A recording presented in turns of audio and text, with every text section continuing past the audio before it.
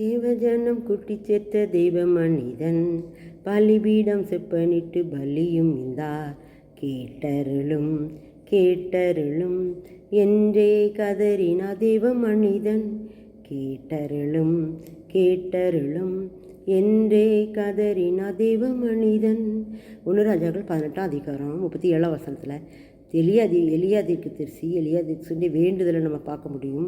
அவர் என்ன சொல்லுவார்னா, கர்த்தாவே நீ தேவனாகிய கர்த்தர் என்று இந்த நாளில் இந்த ஜனங்களெல்லாம் அறிந்து கொள்ளும்படி என்னை கேட்டரலும் அப்படின்னு வேண்டுதல் செய்வார்.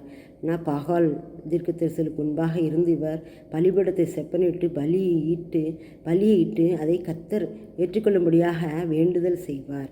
அப்படி வேண்டுதல் செய்யும்போது என்னை கேட்டரலும் கர்த்தாவே அப்படின்னு சொல்லும்போது அக்கினி அந்த பலியை பட்சிக்கும். எல்லாரும் பார்த்து என்ன செய்வாங்க, ஆச்சரியப்படுவாங்க. பாகால் தீர்க்கதரிசியெல்லாம் அப்படியே தலை குனிஞ்சிருவாங்க. அந்த அளவுக்கு ஜீவனுள்ள நம்முடைய தேவனாகிய கர்த்தர் அந்த காரியத்தை நடப்பிப்பார். அதான் கர்த்தாவே நீ தேவனாகிய கர்த்தர் என்றும் இதையெல்லாம் நீங்கள் தான் செய்தீங்க அப்படின்னு இந்த ஜனங்களெல்லாம் அறிஞ்சுக்கணும் அப்படின்னு சொல்லி இவர் வேண்டுதல் செய்வார். அவர் வேண்டுதலை கேட்ட ஆண்டவர் அதை நிறைவேற்றி கொடுத்து அவர்களை ஆசீர்வதிப்பார் என்று சொல்லி நம்ம பார்க்குறோம். இந்த இடத்துல அதை நிறைவேற்றி மகிமைப்படுத்துவார். எல்லா ஜனங்களுக்கு முன்பாக அவனுடைய தலையை உயர்த்துவார். ஆனால் அந்த பாகால் தீர்க்கதரிசிகள் கத்தி பார்ப்பாங்க, ஒரு பதிலும் இல்லை.